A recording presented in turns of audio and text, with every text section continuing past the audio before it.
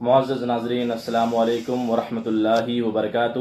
نحمدہ ونصلی ونسلم علی رسولہ النبی الامین المکین الکریم الحنین الرؤوف الرحیم، اما بعد، فاعوذ باللہ من الشیطان الرجیم، بسم اللہ الرحمن الرحیم۔ رب اشرح لی صدری ویسر لی امری واحلل عقدۃ من لسانی یفقہوا قولی، ربی زدنی علما ربی زدنی علما ربی زدنی علما۔ صدق اللہ العظیم۔ انشاءاللہ الرحمن سورہ المائدہ کا ترجمہ اور اس کی نہایت ہی مختصر تفسیر پیش کروں گا۔ سورہ المائدہ قرآن کریم کی ترتیب کے اعتبار سے اس کا نمبر 5 ہے، اور نزول کے اعتبار سے، نازل ہونے کے اعتبار سے اس کا نمبر 112 ہے۔ اس میں 120 آیات ہیں اور 16 رکوع ہیں۔ مائدہ دسترخوان کو کہتے ہیں، چمڑے کا وہ دسترخوان جسے بچھا کر زمین پر کھانا کھایا جائے، اسے مائدہ کہتے ہیں۔ اور اس میں اس دسترخوان کا ذکر ہے جو عیسیٰ علیہ السلام پر آسمان سے نازل ہوا، اس مناسبت سے اسے سورہ المائدہ کہتے ہیں۔ بسم اللہ الرحمن الرحیم، اللہ کے نام سے شروع جو بڑا مہربان اور نہایت رحم والا ہے۔ پہلی آیت کا آغاز ہوتا ہے سورہ المائدہ: اے ایمان والوں، اپنے وعدوں کو پورا کرو، تمہارے لیے بے زبان مویشی چوپائے حلال کیے گئے، مگر وہ جانور حرام ہے جس کا ذکر تمہیں کر دیا گیا۔ ہاں، یہ بات یاد رکھو کہ جب تم احرام کی حالت میں ہو تو شکار کرنا تمہیں جائز نہیں۔ پھر اگلی آیت میں: بے شک اللہ تعالیٰ جو چاہتا ہے وہ حکم فرماتا ہے، اور تمہارا کام اعتراض کرنا نہیں بلکہ عمل کرنا ہے۔ اور اے ایمان والوں، اللہ کے شعائر کی بے حرمتی نہ کرو، حرمت والے مہینوں کی تعظیم و توقیر کرو، قربانی کی تعظیم و توقیر کرو، اور ان جانوروں کی تعظیم کرو جن کے گلوں میں قربانی کے جانوروں کی علامات ہوں، اور ان جانوروں کی تعظیم کرو، اور جو بیت اللہ شریف، بیت الحرام یعنی مسجد حرام میں پناہ لینے والا ہو، اس کی تعظیم کرو اور اس کو تکلیف نہ پہنچاؤ۔ اور اگلی آیت میں ہے: جو بیت اللہ شریف کے پاس آتے ہیں، جن کے عقائد درست ہیں، وہ تو صرف اس لیے آتے ہیں کہ اپنے رب کا فضل حاصل کریں اور اپنے رب کی رضا مندی حاصل کریں۔ تو ایسے لوگوں کو تنگ نہ کرو، اور جب تم احرام سے باہر آ جاؤ تو شکار کر سکتے ہو۔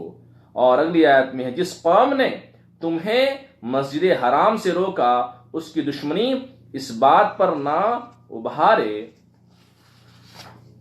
کہ تم ظلم کرو، زیادتی کرو، نیکی اور تقوی پر ایک دوسرے پر تعاون کرو، گناہ اور زیادتی میں ایک دوسرے کا تعاون نہ کرو، اور اللہ سے ڈرو، بے شک اللہ تعالی شدید عذاب دینے والا ہے۔ تم پر مردار حرام کیا گیا اور خون حرام کیا گیا۔ اور اگلی آیت میں ہے: حرام کیا گیا تم پر مردار اور خون اور خنزیر کا گوشت، اور وہ جانور حرام کیا گیا کہ ذبح کے وقت غیر اللہ کا نام لیا گیا ہو، اور وہ جانور حرام کیا گیا جو گلا گھونٹنے سے مر گیا، اور وہ جانور جو بے دھار کی چیز سے مر گیا، اور وہ جانور حرام کیا گیا جو گر کر مر گیا، اور وہ جانور حرام کیا گیا جسے دوسرے جانور نے سینگ مارا جس سے وہ مر گیا، اور وہ جانور حرام ہے جسے درندے نے کاٹا، مگر ان جانوروں کو تم شرعی طور پر تم ذبح نہیں کر سکتے ہو۔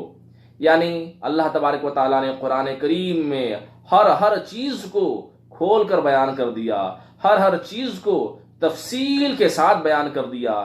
قرآن کریم میں اللہ تبارک و تعالیٰ نے زمین کے ایک ذرے سے لے کر آسمان کے تارے، ستارے، سیارے اور جتنی بھی چیزیں ہیں آسمان اور زمین پر، اور جتنے بھی پلانٹس ہیں، عطارد، زہرہ، زمین، مریخ، مشتری، زحل، یورینس، نیپچین، پلیٹو، والکن، اور جتنے بھی پلانٹس جو ہیں ایجاد ہوتے رہیں گے، جن کے بارے میں تحقیق ہو رہی ہے، اللہ تبارک و تعالی نے قرآن کریم میں ہر چیز کو ہمارے لیے، علم کے لیے اس میں رکھ دیا ہے۔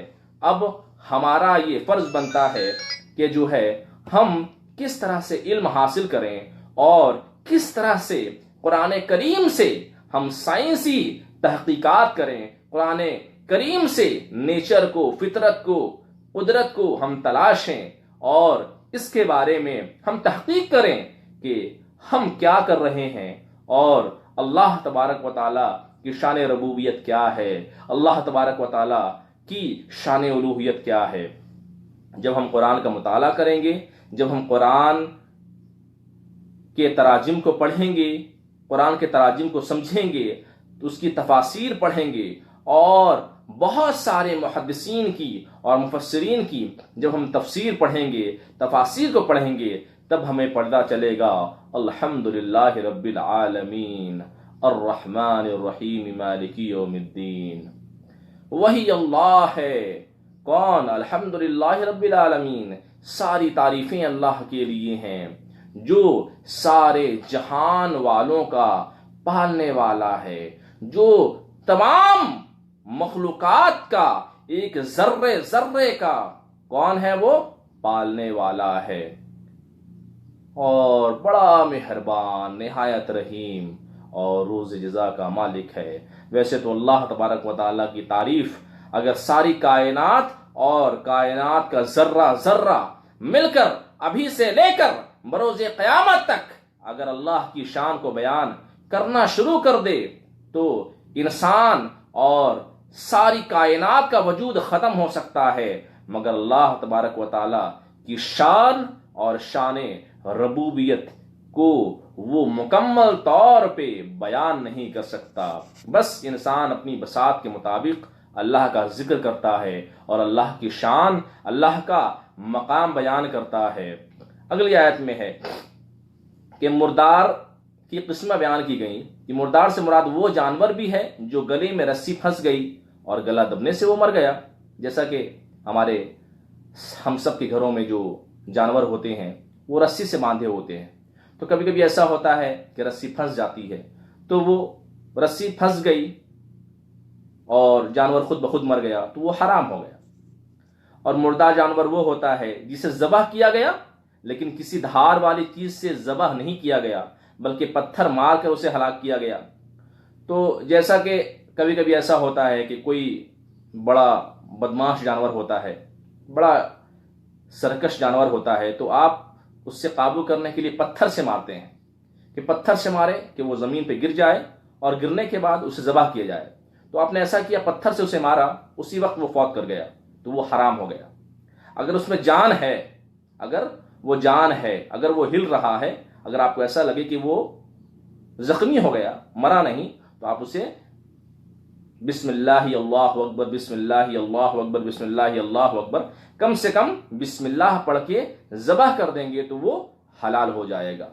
گائے، بکری، بھیڑ، اونٹ، یہ سارے جانوروں میں سے اگر کوئی ہو یا جو جانور حلال کیا گیا ہے۔ اور تیسری مردار کی قسم کیا ہے کہ کسی اوپری جگہ سے گر کر مر گیا ہو، وہ بھی مردار جانور ہے۔ مان لیں کہ آپ جو ہے وہ برج سے لا رہے تھے، کسی برج سے جانور کو آپ لا رہے تھے اور برج کے سائڈ میں جو ہے جگہ نہیں تھی، وہ وہاں سے گر کے وہ مر گیا جانور، تو وہ حرام ہو گیا۔ اور مردار وہ بھی ہے کہ ایک جانور کے سینگ مارنے سے وہ مر گیا، جیسا کہ بکری سے لڑ رہی تھی تو بکری نے دوسری بکری کے سینگ میں ایسا مارا کہ جو ہے اس کے حلق میں چلا گیا یا زخمی ہو کر کسی طریقے سے مر گیا وہ جانور سینگ مارنے سے، تو وہ بھی جانور حرام ہو گیا۔ اور وہ جانور جو کبھی جانور کے کاٹنے سے زخمی ہو گیا ہو اور یہ مر گیا تو یہ بھی مردار ہے۔ اب ایک اور بات بھی ہے کہ کسی بھی طرح سے اگر ذبح نہ کیا گیا ہو، اور ذبح کرنے میں بھی شرط ہے کہ بسم اللہ الرحمن الرحیم، بسم اللہ اللہ اکبر، کم سے کم یہ ضرور پڑھنا ہے۔ ویسے تو آپ کتابوں میں پڑھیں گے کہ جو ہے قربانی کے جانور کے لیے الگ دعائیں ہیں، اور جو بھی جانور ہم روزمرہ میں جو ذبح کرتے ہیں اس کے لیے بھی مخصوص دعائیں ہیں، مگر کم سے کم کیا ہے؟ بسم اللہ اللہ اکبر، بسم اللہ اللہ اکبر، بسم اللہ اللہ اکبر 3 مرتبہ بول کر اگر آپ ذبح کریں گے سنت ہے، کم سے کم یہ ہے۔ اگر یہ آپ نے نہیں کیا، بسم اللہ نہیں کیا، تو بھی وہ جانور جو ہے وہ حرام ہو جاتا ہے۔ انٹینشنلی نہیں کیا، جان بوجھ کے نہیں کیا، تو وہ تو ویسے ہی حرام ہو گیا۔ تو یہ ساری باتیں ہیں، بنیادی باتیں ہیں جو ہمیں جاننا چاہیے۔ اللہ تبارک و تعالیٰ نے کھول کھول کر چیز کو بیان کیا ہے قرآن کریم میں، مگر یہ فرمایا کہ وہ جانور حلال ہے اگر ان میں سے تم ذبح کر لو، اور خون اور خنزیر کا گوشت بھی حرام ہے، اور وہ جانور حرام ہے کہ ذبح کے وقت غیر اللہ کا نام لیا گیا ہو، اور وہ جانور بھی حرام ہے جسے بت پر ذبح کیا گیا ہو، اور یہ بھی حرام ہے کہ تم تیروں کے ذریعہ قسمت کا حال معلوم کرو۔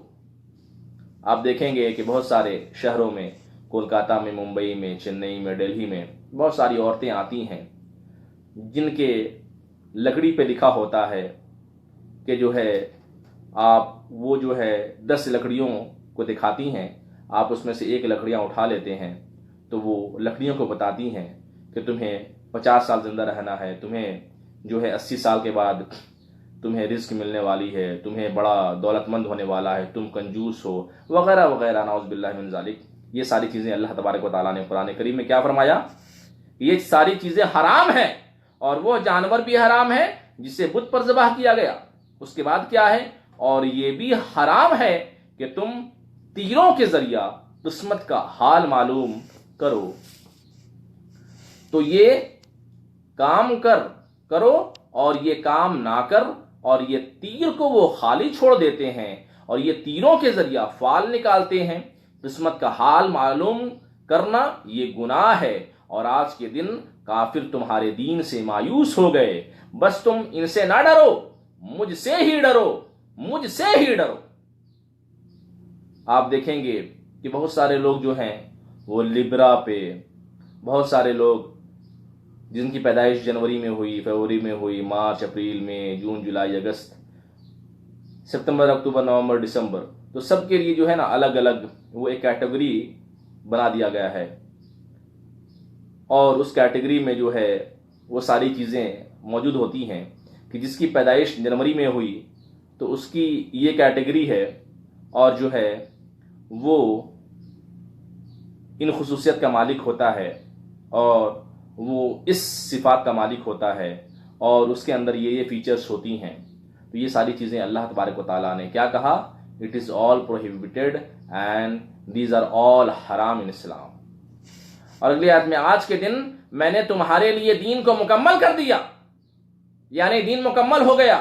اللہ تبارک و تعالیٰ نے جو ہمیں کام کرنے کو کہا کہ نماز قائم کرو، زکوٰۃ دو، اللہ کی بارگاہ میں سجدریز ہو، نماز کو قائم کرو، صلاح کو قائم کرو، صلاۃ کو قائم کرو، اس کے بعد جو ہے حج کر لو، اللہ اور رسول سے بے انتہا محبت کرو، اور تقوی و پرہیزگاری اختیار کرو۔ تقوی اور پرہیزگاری میں ساری چیزیں آ گئیں، اپنا اخلاق سب سے بہتر کر لو، یہ ساری چیزیں آ گئی ہیں۔ اس کے باوجود جو اللہ تبارک و تعالیٰ کہ رسول صلی اللہ علیہ وسلم نے جو چیزیں کہہ دیں، اس کے بعد اب کوئی اور مذہب نہیں، اس کے بعد تم کوئی اور چیز ایڈ نہیں کر سکتے، اس میں کوئی اور چیز جوڑ نہیں سکتے۔ جو اللہ نے قرآن کریم میں اور تقریباً 5 لاکھ احادیث میں، بخاری، مسلم، ترمذی، ابن ماجہ، ابن حنبل، اور جتنی بھی 5 لاکھ احادیث ہیں، ان سے آگے تم نہیں بڑھ سکتے۔ قرآن، احادیث، صحابہ، بس، اور اس سے آگے ہماری کوئی رسائی نہیں۔ اللہ نے کیا فرمایا؟ آج کے دن میں نے تمہارے لیے دین کو مکمل کر دیا، اور آج کے دن میں نے تم پر اپنی نعمت پوری کر دیا، اور آج کے دن میں تم سے راضی ہوا اسلام دین ہونے کے اعتبار سے۔ پھر اگلی آیت میں، پھر جو کوئی بھوک و پیاس میں مجبور ہو جائے، گناہ کی طرف سرکشی کرنے والا نہ ہو، یعنی بھوکا مر رہا ہو، حرام گوشت کے علاوہ اور کوئی چیز کھانے کو نہیں ہے، اور بے شک اللہ تعالیٰ بخشنے والا مہربان ہے، آپ سے پوچھتے ہیں ان کے لیے کیا چیز حلال کی گئی۔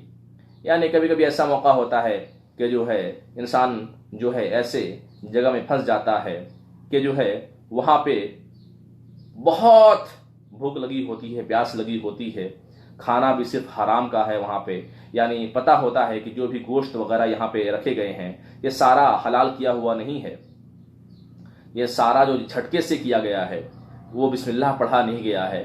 تو وہاں پہ کیا ہے، اللہ تبارک و تعالیٰ نے کیا فرمایا، یہاں پر اس سچویشن میں آپ کھا سکتے ہو، کتنا کھا سکتے ہو، جتنا آپ کو ایسا لگے کہ ہاں ہم اس میں اب زندہ رہ سکتے ہیں، اس وقت مجبوری میں، اس پریشانی میں، اس مصیبت میں آپ کھا سکتے ہو، بس اس کے علاوہ نہیں۔ اور اے محبوب آپ فرمائیے تمام پاکیزہ چیزیں ان کے لیے حلال کی گئیں، ان شکاری جانوروں کا شکار بھی حلال کیا گیا جنہیں تم شکار کرنا سکھاتے ہو جیسا کہ اللہ نے تمہیں سکھایا۔ اور اگلی آیت میں ہے بس تم کھاؤ اس جانور سے جو جانور شکاری جانوروں نے شکار کر کے چھوڑ دیا، زندہ پاؤ تو اس پر بھی اللہ کا نام لو اور اللہ سے ڈرو، بے شک اللہ تعالی جلد حساب لینے والا ہے۔ آج کے دن تمہارے لیے پاکیزہ چیزیں حلال کی گئیں اور اہل کتاب کا ذبیحہ بھی تمہارے لیے حلال کیا گیا۔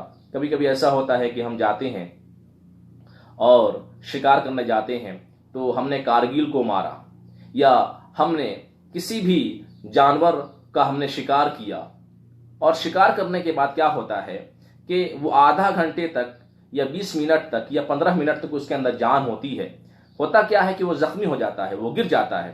تو جیسے ہی گرا آپ وہاں پہ دوڑ کے گئے اور بسم اللہ الرحمن الرحیم اللہ اکبر، بسم اللہ اللہ اکبر، بسم اللہ اللہ اکبر، بسم اللہ اللہ اکبر، آپ نے جو ہے وہ بسم اللہ کر کے ذبح کر لیا، اب وہ حلال ہو گیا۔ اگر آپ نے شکار کیا اسی وقت وہ مر گیا تو پھر آپ اس کو ذبح نہیں کر سکتے، لیکن اگر جان ہے تو اس میں آپ ذبح کر دیں، آپ کے لیے وہ حلال ہو گیا۔ اللہ نے کیا فرمایا، بس تم کھاؤ اس جانور سے جو جانور شکاری جانوروں نے شکار کر کے چھوڑ دیا، زندہ پاؤ تو اس پر اللہ کا نام لو، کیا، بسم اللہ اللہ اکبر، اور اللہ سے ڈرو، بے شک اللہ تعالیٰ جلد حساب لینے والا ہے۔ آج کے دن تمہارے لیے پاکیزہ چیزیں حلال کی گئیں اور اہل کتاب کا ذبیحہ بھی تمہارے لیے حلال کیا گیا۔ یعنی جو سچا عیسائی ہے یا جو سچا یہودی ہے، جو سچا عیسائی ہے اور جو سچا یہودی ہے، یعنی جو صحیح توریت کا ماننے والا ہے اور جو صحیح انجیل کا ماننے والا ہے، اس کا بھی حلال کیا ہوا کھا سکتے ہیں، لیکن اگر سچا اگر ہو تو۔ اور تمہارا ذبیحہ ان کے لیے حلال ہے، مومن نیک عورتیں اور اہل کتاب کی پارسا عورتیں تمہارے لیے حلال کی گئیں، تم ان سے نکاح کر سکتے ہو، اور وہ اہل کتاب جنہیں کتاب تم سے پہلے دی گئیں، یعنی یہودی اور عیسائی عورت سے مسلمان نکاح کرے تو اسلام نے جائز قرار دیا ہے۔ لیکن صورت کیا ہے کہ یہودی اور عیسائی جو اسلام نے جن چیزوں کو منع کیا ہے وہ چیز پر وہ پابند ہوں، اور وہ انجیل جس میں کوئی کمی یا بیشی نہ کی گئی ہو، جس میں کوئی باہر کی چیزیں ایڈ نہ کی گئی ہوں، وہ پرانی جو انجیل ہے اگر اسی مطابق اس نے زندگی کو گزارا اور اللہ اور سارے انبیاء کو ایک مانا اور سارے انبیاء کا احترام کیا اور اللہ اور تمام انبیاء کو پیغمبر مانا، نبی مانا، رسول مانا اور رسول صلی اللہ علیہ وسلم کو آخری نبی مانا اور اللہ اور رسول کا اقرار کیا، تب وہ عیسائی کی بات ہو رہی ہے۔ اور عورتیں اس وقت حلال ہیں جب تم ادا کر دو ان کا مہر، یعنی جب ہم نکاح کریں اس کے لیے کیا ہے کہ حلال کب ہوں گی وہ؟ جب اس کا مہر ادا کیا جائے۔ نکاح کی قید میں لاتے ہوئے نہ کرنا، نکاح کی قید میں لاتے ہوئے نہ کہ زنا کرتے ہوئے، اور نہ ہی خفیہ دوست بناتے ہوئے، اور جو کوئی ایمان کے ساتھ انکار کرے بس اس کے لیے تمام اعمال برباد ہو گئے اور وہ آخرت میں نقصان اٹھانے والا ہوگا۔ اور اگلی آیت میں، اے ایمان والو جب تم نماز کے لیے کھڑے ہو اور تمہارا وضو نہ ہو تو نماز کا ارادہ کرو، اور تمہارا وضو نہ ہو تو وضو کر لو۔ تم اپنے چہرے کو دھو لو اور اپنی کہنیاں سمیت اپنے ہاتھوں کو دھو لو اور اپنے سر کے کچھ حصے کا مسح کر لو۔ آپ دیکھ لیں نماز کا طریقہ بھی اللہ تبارک و تعالیٰ نے قرآن کریم میں بھی جو ہے وہ بیان فرمایا ہے۔ اور اپنے پاؤں ٹخنوں سمیت دھو لو، دھونے کا یہاں پہ ذکر ہے۔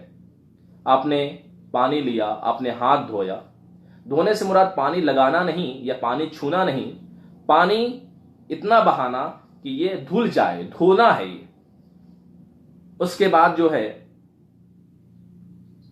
ہاتھ دھونا ہے، اس کے بعد غلالہ کرنا ہے، کلی کرنا ہے، اس کے بعد جو ہے اپنے ناک کی نرم ہڈیوں تک پانی پہنچا لیں یا ناک صاف کر لیں، اس کے بعد پورے چہرے کو دھونا ہے، پھر جو ہے وہ کہنیوں سمیت ہاتھ کو دھونا ہے، اس کے بعد سر کا مسح کرنا ہے اور ٹخنے سمیت پیر دھونا ہے۔ یہ وضو مکمل ہو گیا۔ اور پھر غسل کے فرائض بیان کیے گئے کہ غسل میں کیا فرض ہے۔ ایک ہے کلی کرنا، اور دوسرا کیا ہے ناک میں پانی ڈالنا، یعنی ناک کی نرم ہڈیوں تک پانی پہنچانا، اور پورے جسم کے اعضاء کے ہر بال کو بھگانا، یعنی پورے جسم کے ہر اعضاء کے بال کو کے ذرے ذرے چیز کو جو ہے وہ دھونا۔ اور اگلی آیت میں، اور اگر تم مریض ہو یا سفر میں ہو یا تم میں سے کوئی بیت الخلاء سے نکلا ہو یا تم نے عورتوں کو چھوا ہو، یعنی غسل کا فرض ہو جانا، عورتوں کو چھونا مطلب غسل کا فرض ہو جانا، اور تم پانی نہ پیو بس تم تیمم کرو پاکیزہ مٹی سے۔ ان تمام کنڈیشنز ہمارے لیے دی گئی ہیں کہ جو ہے کوئی اگر مریض ہو یا کوئی سفر میں ہو تو وہ یہ ساری چیزیں کر سکتے ہیں۔ مجبوری کی حالت میں ہو، آپ سفر میں بھی جاتے ہیں تو اگر آپ کو پانی ملتا ہے تو آپ وضو کر لیں۔ اگر آپ سفر میں جاتے ہیں، چھوٹی گمٹیاں ہوتی ہیں، وہاں پانی ہوتا ہے، کل ہوتا ہے، تو آپ وہاں وضو کریں، وہاں پہ تیمم نہیں جائز ہوتا۔ جہاں پہ ایک دم کوئی چانس نہیں وہاں پہ تیمم ہے۔ اور تیمم کے فرائض کیا ہیں؟ ایک ہے نیت کرنا، اپنے چہرے کا جو ہے وہ مسح کرنا پورے چہرے کا، اور مٹی سے ہاتھ کا مسح کرنا پورے ہاتھ کا۔ یہ تیمم مکمل آپ کا ہو گیا، نیت کرنا۔ اور اگلی آیت میں اللہ تعالیٰ یہ ارادہ نہیں فرماتا کہ تم پر مشکل ڈالے، ہاں اللہ تعالیٰ تمہیں پاک کرنے کا ارادہ فرماتا ہے، اور یہ ارادہ فرماتا ہے کہ تم پر اپنی نعمت پوری کر دے تاکہ تم شکر کرو، تم اللہ کی وہ نعمت یاد کرو جو تم پر ہے، اور اس وعدے کو یاد کرو جو اللہ نے تم سے لیا ہے، اور جب تم نے کہا ہم نے سنا اور ہم نے فرما برداری کی، اور اللہ سے ڈرو، بے شک اللہ تعالی سیدھے لوگوں کی باتوں کو جاننے والا ہے۔ اور اگلی آیت میں ہے ایمان والوں انصاف کے ساتھ اللہ کے لیے گواہی قائم کرنے والے بن جاؤ۔ اور اگلی آیت میں ہے کسی قوم کی دشمنی تمہیں ناانصافی پر نہ ابھارے، یعنی انصاف کرو، انصاف کرنا، سچی بات بتانا، یہی تقوی کے زیادہ قریب ہے، اور اللہ سے ڈرو، بے شک اللہ تعالیٰ تمہارے تمام کاموں سے باخبر ہے۔ اور اللہ نے ایمان والوں سے وعدہ فرمایا، وہ ایمان والے جنہوں نے اچھے عمل کیے ان کے لیے مغفرت ہے اور اجر عظیم ہے، اور وہ لوگ جنہوں نے کفر کیا اور جھٹلایا ہماری آیتوں کو، یہی لوگ جہنمی ہیں۔ اور اگلی آیت میں اے ایمان والو یاد کرو اللہ کی وہ نعمتیں جو اللہ نے تم پر نازل فرمائیں۔ اور اگلی آیت میں ہے جب ایک کافر قوم نے اپنے ہاتھ پر تم پر بڑھانے کی کوشش کی، بس اللہ نے انا کے ساتھ تم سے روک دیے۔ اور اللہ سے ڈرو اور مومنوں کو چاہیے کہ وہ اللہ ہی پر بھروسہ رکھیں۔ ساری بادشاہت، ساری ملکیت، ساری حکومت، ساری شان، سارا مقام، ساری عزتیں، ساری تعریفیں، ساری طاقتیں، ساری قوتیں، ساری رعنائیاں، ساری طاقت، ساری جبر اور ساری قوت کا مالک کون ہے؟ اللہ رب العزت ہے۔ ساری رفعت کا مالک کون ہے؟ ساری شان کا مالک کون ہے؟ ساری حکومت کا مالک کون ہے؟ ساری بادشاہت کس کے لیے ہے؟ اللہ کے لیے ہے۔ تو بھروسہ کس پہ کرنا ہے؟ وہ اللہ ہی پر بھروسہ کرے۔ اور بے شک اللہ نے بنی اسرائیل سے پکا وعدہ لیا کہ تم نافرمانی نہ کرو گے، لیکن انہوں نے نافرمانی کی، اور ہم نے ان بنی اسرائیل میں سے 12 سردار مقرر کیے، چونکہ حضرت یعقوب علیہ السلام کے 12 بیٹے تھے، اور ان 12 بیٹوں کی اولاد 12 قبیلوں میں تقسیم ہوئی، اس لیے قبیلے کا ایک سردار مقرر فرمایا جسے قرآن نے نقیب قرار دیا۔ اور اللہ تعالیٰ نے فرمایا بے شک میں تمہارے ساتھ ہوں اگر تم نماز قائم کرو گے اور تم زکوٰۃ دو گے اور میرے رسولوں پر تم ایمان لاؤ گے اور تم ان رسولوں کی تعظیم و توقیر کرو گے، ان کی مدد کرو گے اور تم اللہ کو قرض حسنہ دو گے، یعنی اللہ کی راہ میں مال خرچ کرو گے، ضرور بضرور میں تم سے تمہارے گناہ مٹا دوں گا، میں اور ضرور بضرور تمہیں ایسی جنتوں میں داخل کر دوں گا جن کے نیچے نہریں رواں دواں ہوں گی۔ اس معاہدے کے بعد جو کوئی تم میں سے کفر کرے گا بس بے شک وہ سیدھے راستے سے بھٹک گیا۔ کئی معاہدے بنی اسرائیل نے توڑ دیے، معاہدے توڑنے کی وجہ سے ہم نے بنی اسرائیل پر لعنت فرمائی اور اپنی رحمت سے دور کر دیا، اور ہم نے ان کے دل سخت کر دیے، یعنی اللہ ناراض ہو گیا، اللہ نے ڈھیل دی، لیکن وہ کیا کیے؟ وہ گناہ پہ گناہ کرتے گئے، اور جب گناہ پہ گناہ انہوں نے کیے، گناہوں کی انتہا کر دی، تو کیا ہو گیا؟ اللہ ناراض ہو گیا۔ جب اللہ ناراض ہو گیا تو کیا ہوا؟ اللہ نے اپنی رحمت چھین لی، اللہ نے اپنی رحمت سے دور کر دیا، اللہ نے اپنی رحمت سے بعید کر دیا اور ان پہ لعنت فرمائی، اور کیا ہوا؟ ہم نے ان کے دل سخت کر دیے۔ اللہ اکبر۔ اور وہ اللہ کے کلام میں تحریف کرتے ہیں، اور جو ہم نے انہیں نصیحتیں کی ان میں سے ایک بڑا حصہ وہ بھول گئے اور نصیحتوں پر انہوں نے عمل نہ کیا۔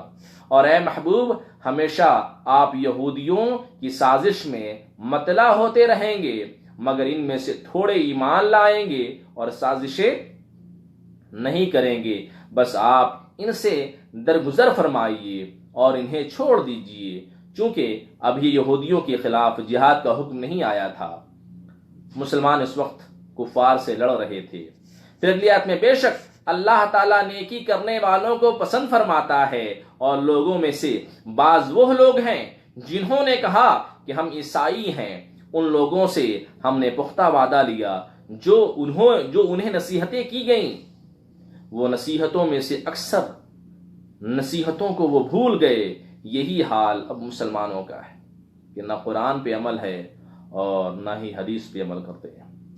اور اگلی آیت میں جب انہوں نے ایسا کیا تو قیامت تک ہم نے یہودیوں اور عیسائیوں کے درمیان عداوت اور بغض اور دشمنی کو رکھ دیا۔ اور اگلی آیت میں اور ان قریب اللہ انہیں خبر دے گا، اور اللہ انہیں خبر کر دے گا ان برے کاموں کی جو وہ کیا کرتے تھے، کل بروز قیامت انہیں سزا دی جائے گی۔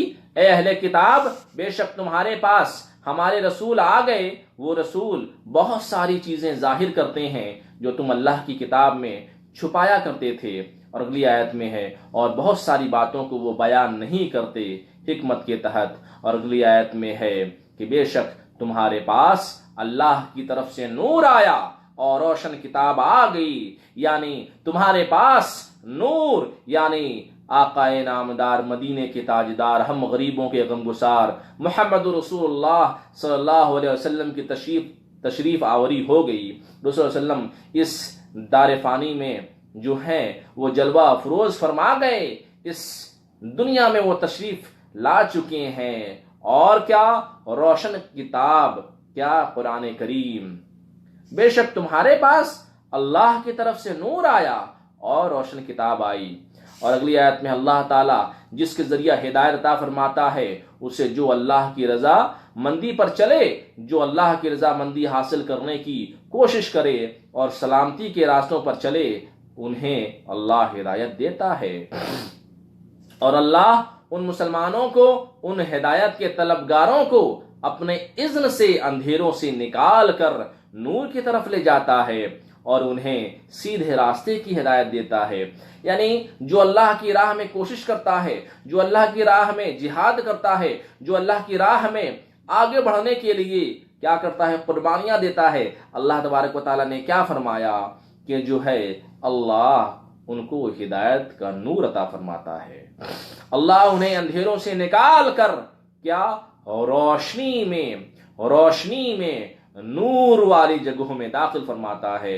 اور بے شک کفر کیا جن لوگوں نے کہا، ان کافروں نے، ان عیسائیوں نے یہ کہا بے شک اللہ عیسیٰ ابن مریم ہیں، نعوذ باللہ من ذالک، یعنی عیسیٰ علیہ السلام کو جو ہے وہ کریٹر کا درجہ دے دیا، انہوں نے معبود تصور کر لیا، ان کو پوجنے لگ گئے، نعوذ باللہ من ذالک۔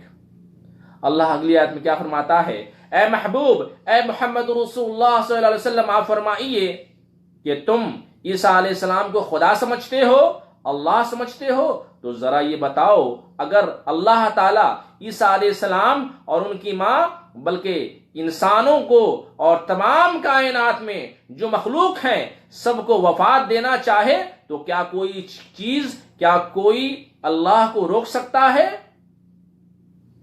اگر اللہ تبارک و تعالی آسمان کو، زمین، پہاڑ، دریا، سمندر، شجر، حجر اور جتنی بھی چیزیں ہیں زمین کے اندر، آسمان کے اندر، ساری چیزوں کو اگر اللہ تبارک و تعالی ختم کرنا چاہے تو کیا کوئی اسے روک سکتا ہے؟ نہیں، کوئی بھی روک نہیں سکتا۔ اللہ اکبر، اللہ سب سے بڑا ہے، ساری کائنات کا خالق اللہ ہے، مالک اللہ ہے، رازق اللہ ہے، اور ساری کائنات کا پالنے والا وہی ہے۔ الحمدللہ رب العالمین، ساری تعریفیں اسی کے لیے ہیں اور ساری تعریفیں اللہ ہی کے لیے ہیں جو سارے جہانوں کا پالنے والا ہے۔ اگلی آیت میں اللہ ہی کے لیے آسمان اور زمین کی بادشاہت ہے، اور اللہ ہی کے لیے جو آسمان اور زمین کے درمیان ہے اور جو چاہتا ہے پیدا فرماتا ہے، اور اللہ ہر چاہت پر قادر ہے۔ یہودی اور عیسائی بولے کہ ہم اللہ کے بیٹے ہیں اور اللہ کے محبوب بندے ہیں، یعنی اللہ ہم سے بہت محبت کرتا ہے تو ہم چاہیں جو بھی کریں ہم جنتی ہیں۔ عیسائی اور یہودی یہ سوچتے کہ جو ہے عزیر علیہ السلام کو یہودی اللہ کا بیٹا تصور کرتے، اور جو ہے یہودی اور عیسائی کس کو؟ عیسیٰ علیہ السلام کو اللہ کا بیٹا تصور کرتے، نعوذ باللہ من ذالک، اور خود کو یہ سمجھتے کہ ہم جو بھی کریں گے ہم ہی صحیح ہیں اور جنت میں ہم تو جانا ہی ہے۔ تو نعوذ باللہ من ذالک، یہ ان کا بدعقیدہ تھا، یہ ان کی بدعقیدگی تھی، یہ ان کی گمراہی تھی۔ اگر اگلی آیت میں اللہ نے کیا فرمایا، اے محبوب، اے رسول صلی اللہ علیہ وسلم، آپ فرمائیے پھر وہ تمہارے گناہوں کی وجہ سے سزا کیوں دیتا ہے؟ تم عام بشر ہی ہو، ان لوگوں میں سے جنہیں اللہ نے پیدا فرمایا۔ اللہ جسے چاہے بخش دے اور جسے چاہے عذاب دے، اور جسے اللہ وعدہ فرمایا کہ جس کا خاتمہ کفر پر ہوا، شرک پر ہوا، اس کی بخشش نہیں ہوگی، اور جس کا خاتمہ ایمان پر ہوا تو وہ چاہے جتنا گنہگار ہو وہ جہنم میں جائے گا، پھر وہ جہنم کی سزا کاٹے گا اور پھر وہ جنت میں ضرور جائے گا اگر اس کے پاس ایمان ہے۔ مگر جو سرے سے شرک کر رہا ہے، جو سرے سے مشرک ہے، وہ تو جتنی بھی نیکیاں کر لے اس کا ٹھکانہ تو صرف اور صرف جہنم ہے۔ اور اگلی آیت میں اور اللہ ہی کے لیے زمین اور آسمانوں کی بادشاہت ہے، اور جو کچھ آسمانوں اور زمین میں ہے اور جو کچھ زمین اور آسمان کے درمیان ہے اس کا بھی بادشاہ اور مالک حقیقی صرف اور صرف اللہ ہے، اور اللہ ہی کی طرف پلٹنا ہے۔ اور اگلی آیت میں اے اہل کتاب تمہارے پاس ہمارے رسول آ گئے، تمہیں وہ بیان کرتے ہیں، یعنی حضرت عیسیٰ علیہ السلام اور رسول اللہ علیہ وسلم کے درمیان مفسرین فرماتے ہیں کہ 550 سال کا فاصلہ ہے، اس میں کسی نبی کا ظہور نہیں ہوا، اسے زمانہ فطرت کہتے ہیں۔ کیا کہتے ہیں؟ زمانہ فطرت۔ اور اگلی آیت میں اس لیے ہمارے رسول آ گئے، تم قیامت کے دن یہ نہ کہہ سکو، یہ نہ کہنا ہمارے پاس تو کوئی ڈر سنانے والا، خوشخبری سنانے والا آیا ہی نہیں، کوئی آتا تو ہم ایمان لے آتے، ایسا قیامت کے روز تم نہیں کہہ پاؤ گے۔ پھر اگلی آیت میں بس بے شک تمہارے پاس خوشخبری سنانے والے بھی آ گئے اور ڈر سنانے والے بھی آ گئے کہ نیک لوگوں کو جنت کی خوشخبری سنائی گئی ہے اور گنہگاروں کو جہنم سے وہ ڈراتے ہیں۔ اور اگلی آیت میں اور اللہ تعالی ہر چاہت پر قادر ہے، اور یاد کرو جب موسیٰ علیہ السلام نے اپنی قوم سے فرمایا اے میری قوم اللہ کی اس نعمت کو یاد کرو جو اللہ نے تم پر فرمائی، اور جب اللہ نے تمہارے درمیان انبیاء کو مبعوث فرمایا، یعنی بنی اسرائیل میں صرف بنی اسرائیل میں 80,000 انبیاء بھیجے گئے، اور اس نعمت کو یاد کرو کہ اللہ نے تمہیں بادشاہت عطا فرمائی، اور اس نعمت کو یاد کرو کہ اللہ نے تمہیں وہ نعمتیں عطا فرمائیں جو جہاں میں کسی اور کو نہیں عطا فرمائی، یعنی من و سلوہ تم پہ اتارا، بادل، سایہ، لنگر تمہیں سایہ دے رہا ہے، اور 12 چشمے تمہارے لیے پھوٹ پڑے، سمندر میں 12 راستے تمہارے لیے بنا دیے گئے، اور فرعون اپنے ساتھیوں سمیت اسی سمندر میں غرق ہو گیا، اللہ نے تمہیں بچا لیا۔ اور اگلی آیت میں موسیٰ علیہ السلام نے فرمایا اے میری قوم داخل ہو جا اس زمین مقدس میں جس کی فتح اللہ نے تمہارے لیے لکھ دی ہے، تم پیٹھ پھیر کر نہ پلٹ جانا ورنہ تم نقصان اٹھانے والوں میں سے ہو جاؤ گے، یعنی جہاد سے منہ مت موڑنا۔ موسیٰ علیہ السلام لشکر لے کر فلسطین کے قریب پہنچے تو جو قوم کے 12 سردار تھے، جو قوم 6 لاکھ میں تقسیم ہے اور جس میں 12 قبیلے تھے اور ہر قبیلے کا سردار الگ الگ تھا، تو موسیٰ علیہ السلام نے 12 سرداروں کو اس بستی میں بھیجا اور فرمایا کہ جا کر وہاں کے حالات دیکھو، کافروں کی فوج اور اس کی طاقت دیکھو، ان کی تیاریوں کو دیکھو، ان کی پریپریشن کو دیکھو کہ کافر کیا تیاریاں کر رہے ہیں، اور ان کی کمزوریوں کو دیکھو، ان کی طاقت بھی دیکھنا اور ان کی کمزوری دیکھنا، لیکن آپ نے ان سے وعدہ لیا کہ تم حالات صرف مجھے بتاؤ گے۔ موسیٰ علیہ السلام نے جس کو بھیجا اس سے کہا کہ حالات صرف مجھے بتانا، بس اپنی قوم کو مت بتاؤ گے تاکہ قوم بزدل نہ بن جائے اور ان کے حوصلے پست نہ ہو جائیں۔ تو 10 سرداروں نے قوم کے حالات بتلا دیے، صرف 2 نے نہ بتائے۔ حضرت یوشع بن نور اور غالب بن یعقنا، اوکے۔ پھر اگلی آیت میں قوم بولی اے موسیٰ بے شک اس فلسطین کی سرزمین میں قوم جبارین ہیں، یعنی بڑے خطرناک لوگ ہیں، زبردست و توانا ہیں، طاقتور ہیں، ہٹے کھٹے ہیں، اور بے شک ہم اس بستی میں اس وقت تک داخل نہیں ہوں گے جب تک یہ قوم اس بستی سے نکل نہ جائے، بس اگر وہ اس بستی سے نکل گئے، بس بے شک ہم اس میں داخل ہو جائیں گے۔ کہا 2 مردوں نے، حضرت یوشع بن نور اور غالب بن یعقنا نے، یہ وہ لوگ تھے جو اللہ کا خوف کرتے، اور اللہ نے ان دونوں پر اپنا خصوصی فضل و انعام فرمایا، اور ان پر جو ہے بزدلی طاری نہ ہوئی، اور بہادری کے جوہر رکھتے تھے۔ انہوں نے کہا دیکھو فتح بالکل یقینی ہے، واقعی ان کے جسم بڑے لمبے چوڑے ہیں، ہتھیار بھی ان کے پاس بہت زیادہ ہے، مگر اندر سے یہ بزدل ہیں۔ یہ کافر قوم ہمارا مقابلہ نہیں کر سکتی، صرف تمہیں کیا کرنا ہے۔ پھر اگلے آیت میں تم زبردستی شہر کے دروازے میں داخل ہو جاؤ، تم داخل ہو کر تو دیکھو یہ قوم تمہیں دیکھ کر بھاگ جائے گی۔ یعنی کافر لوگ کی تعداد بہت زیادہ تھی، ہزاروں کی تعداد میں تھے، اور ان کے پاس ہتھیار اوزار تھے اور بڑے لمبے چوڑے تھے، مگر جو دو مسلم اور جو دو مومن تھے انہوں نے کیا فرمایا کہ بہت نیک لوگ تھے، ان دو جہادیوں نے فرمایا کہ یہ دیکھنے میں بڑے بڑے ہیں، لمبے چوڑے ہٹے کٹے، ان کے پاس ہتھیار اوزار ہیں، مگر کہ اندر سے یہ بزدل ہیں، اندر سے یہ کوڑ ہیں، ان کے پاس طاقت نہیں، ہمت نہیں۔ پھر اگلے آیت میں ہے پھر جب تم شہر میں داخل ہو گئے بس بے شک تم غالب آ جاؤ گے، اور اللہ ہی پر بس تم توکل کرو، بھروسہ کرو اگر تم مومن ہو۔ اور اگلی آیت میں ہے تو حضرت موسیٰ علیہ السلام کے دو قوموں کو ساری 10 قوم مل کر مارنے لگی، یعنی 12 قوم تھی موسیٰ علیہ السلام کی، 12 قوم میں جو ہے وہ 2 قوم مومن تھی، نیک تھی، اللہ والی تھی، اور 10 قوم جو ہے بزدل تھی۔ تو 10 قوم مل کر کیا کی، 2 قوم پہ حملہ کر دی اور وہ مارنے لگی، اور کہنے لگی کہ ایسے مشورے ہمیں قابل قبول نہیں ہیں۔ پھر انہوں نے فیصلہ سنایا اور وہ کہنے لگے اے موسیٰ ہم کبھی بھی اس بستی میں داخل ہی نہیں ہوں گے جب تک یہ کافر اس میں موجود ہیں، یعنی جب تک یہ لوگ موجود ہیں ہم داخل نہیں ہوں گے، اگر داخل ہوں گے تو یہ مار دیں گے۔ یہ کون کہہ رہا تھا؟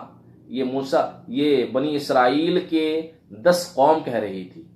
2 قوم جو مومن تھی وہ بولی نہیں، ہم جائیں گے، ہم ان کا مقابلہ کریں گے اور ان کو شکست دے دیں گے، لیکن 10 قوم جو ہے وہ کوورٹ تھی، وہ کمزور تھی، ان کا ایمان کمزور تھا، وہ بزدل قوم تھی، 10 قوم۔ پھر اس قوم نے بے ادبی کی اور کہا آپ جائیے اور آپ کا رب جائے، نعوذ باللہ، بس آپ دونوں جا کر جنگ کریں، بے شک ہم تو یہیں بیٹھے ہیں، نعوذ باللہ من ذالک۔ حضرت موسیٰ علیہ السلام نے عرض کیا ہے میرے رب، بے شک میں صرف اپنی جان کا مالک ہوں اور اپنے بھائی کا مالک ہوں، میں خود جہاد کر سکتا ہوں، میرا بھائی میرے لیے جہاد کے لیے جا سکتا ہے، مگر یہ سرکشی قوم ہے، یہ جہاد کے لیے تیار نہیں، بس ہمارے اور اس نافرمان قوم کے درمیان تو فیصلہ فرما دے۔ موسیٰ علیہ السلام نے اللہ کی بارگاہ میں یہ دعا کی، اے باری تعالیٰ مجھے کوئی فکر نہیں، مجھے بس تو ہی کافی ہے، اور میں اپنے بھائی کے ساتھ جانے کے لیے راضی ہوں، مگر جو ہے یہ سرکش قوم ہے تو ان کے درمیان فیصلہ کر دے۔ اللہ نے فرمایا پس بے شک یہ بیت المقدس کی سرزمین اس قوم کے لیے 40 سال کے لیے حرام کر دی گئی، وہ زمین میں مارے مارے پھریں گے، لیکن 40 سال تک اس زمین سے باہر نہ نکل سکیں گے۔ اللہ تبارک و تعالیٰ کیا ہوا؟ ناراض ہو گیا، اور اللہ تبارک و تعالیٰ نے انہیں کیا سزا مقرر کر دی؟ یہ زمین میں مارے مارے پھریں گے، لیکن فلسطین میں جو بیت المقدس ہے، جو بیت اللہ ہے، اللہ کا جو گھر ہے، اللہ کا جو معزز اور مکرم جو اللہ کا گھر ہے بیت المقدس، وہ اس میں داخل نہیں ہو سکیں گے۔ بس اے موسیٰ نافرمان قوم پر آپ افسوس نہ کرنا، آپ انہیں پڑھ کر سنائیے آدم علیہ السلام کے دونوں بیٹوں کا قصہ، ٹھیک ٹھیک بتائیے۔ پھر اگلی آیت میں ہے حضرت آدم علیہ السلام کے بیٹوں کا قصہ سماعت کرنا ہے۔ حضرت آدم علیہ السلام کے 2 بیٹے تھے، قابیل اور حابیل۔ غور سے سنیں، اس زمانے میں شریعت کا قاعدہ یہ تھا کہ حضرت حوا رضی اللہ تعالی عنہا کے یہاں ایک حمل میں 2 بچے کی ولادت ہوتی تھی، اور ایک لڑکا اور ایک لڑکی۔ تو قاعدہ یہ تھا کہ جو ایک ساتھ لڑکا لڑکی پیدا ہوتے یہ آپس میں بھائی بہن ہیں، جو ایک ساتھ ایک بار میں پیدا ہوئے وہ بھائی بہن ہیں، اور دوسرے حمل کا لڑکا اور لڑکی ان کا آپس میں نکاح ہو سکتا تھا، یعنی جب ایک مرتبہ جب بچہ پیدا ہوا ایک لڑکا ایک لڑکی تو وہ دونوں بھائی بہن ہیں۔ پھر حوا کو دوبارہ جب بچہ پیدا ہوا تو دوسری مرتبہ جو بچہ پیدا ہوا وہ بھی جو بچہ پیدا ہوا بھائی بہن ہے وہ، تو پہلے مرتبہ کے لڑکا سے دوسری مرتبہ کے لڑکی سے نکاح ہو سکتا ہے، اور پہلے مرتبہ کی لڑکی سے دوسرے مرتبہ کے لڑکے سے نکاح ہو سکتا ہے، نسل کو بڑھانے کے لیے، انسانیت کو قائم رکھنے کے لیے مجبوری تھی۔ آپس میں پیدا ہوئے، یہ آپس میں بھائی بھائی ہیں، اور دوسرے حمل کا لڑکا اور لڑکی آپس میں نکاح ہو سکتا ہے۔ قابل کے ساتھ جس لڑکی کی پیدائش ہوئی اس کا نام اقلیمہ مفسرین نے لکھا، اور حابیل کے ساتھ جس لڑکی کی پیدائش ہوئی اس کا نام لیودا لکھا۔ اب مسئلہ یہ تھا کہ قابل نے اپنی بہن سے نکاح کرنا چاہا تو آدم علیہ السلام نے فرمایا کہ یہ تیری سگی بہن ہے، اس سے نکاح نہیں ہو سکتا، اس سے حابیل نکاح کرے گا، اور تو اس لڑکی سے نکاح کرے گا جو حابیل کے ساتھ پیدا ہوئی۔ تو قابل نے کہا کہ یہ تو آپ نے اپنی مرضی سے قانون بنایا ہے، وہ بھی آپ کی اولاد ہے، یہ بھی آپ کی اولاد ہے، یہ میری بہن ہے اور یہ بھی میری بہن نہیں، یہ کیسے ہو سکتا ہے؟ تو آپ نے اسے سمجھایا کہ شریعت کا یہ قاعدہ ہے کہ اس زمانے میں نسل انسانی کو بڑھانے کا اس کے علاوہ اور کوئی طریقہ نہیں ہے، طریقہ نہیں تھا۔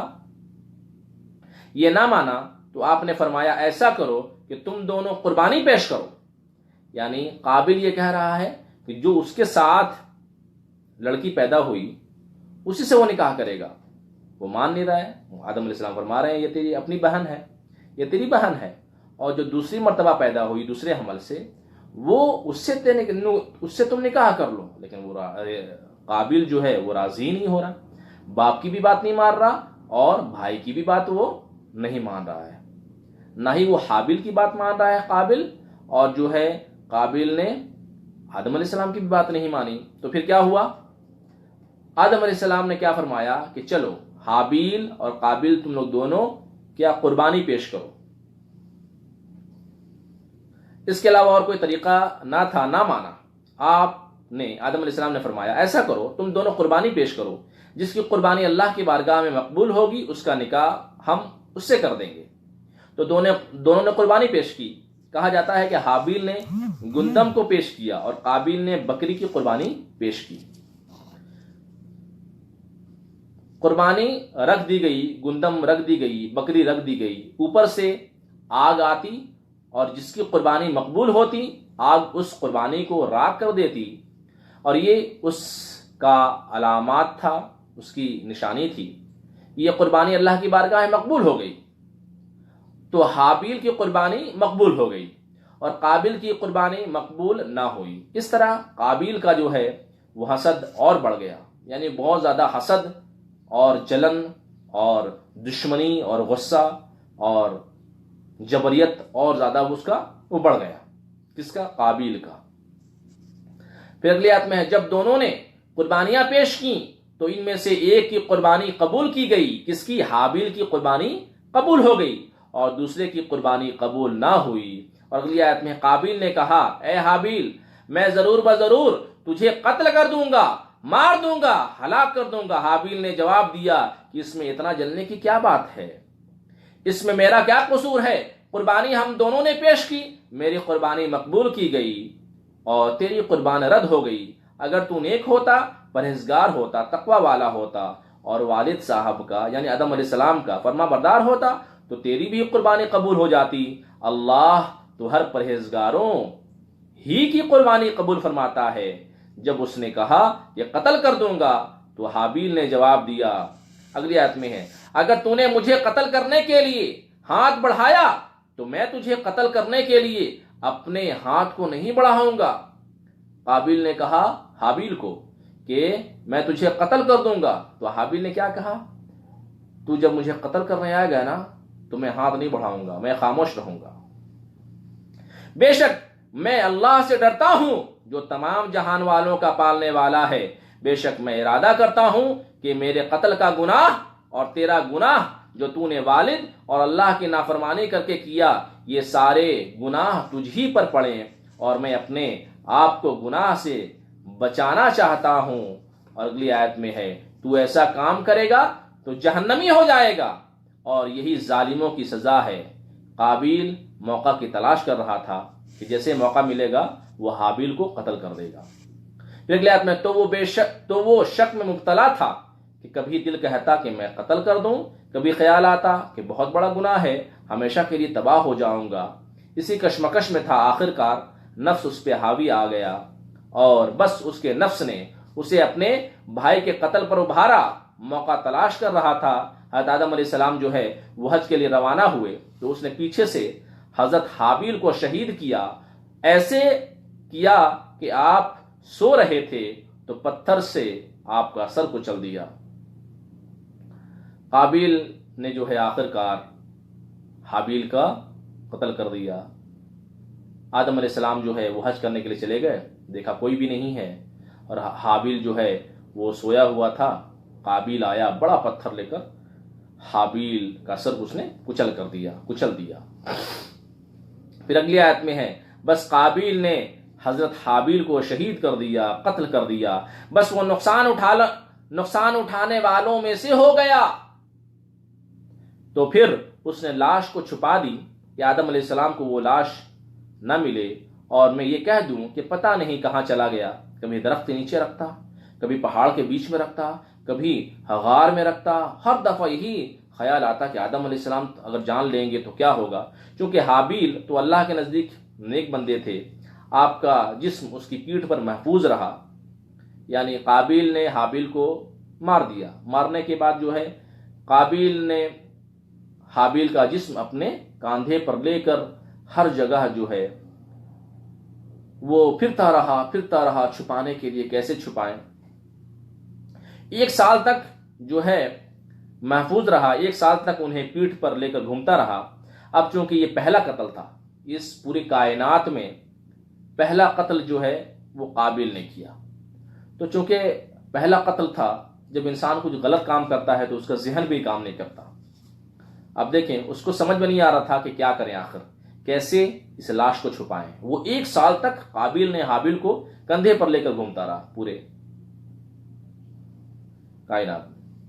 اب چونکہ یہ پہلا قتل تھا، بس اللہ نے کوے کو بھیجا، وہ زمین کو کوریدنے لگا، اور معاملہ اس طرح کہ 2 کوے کی لڑائی ہوئی۔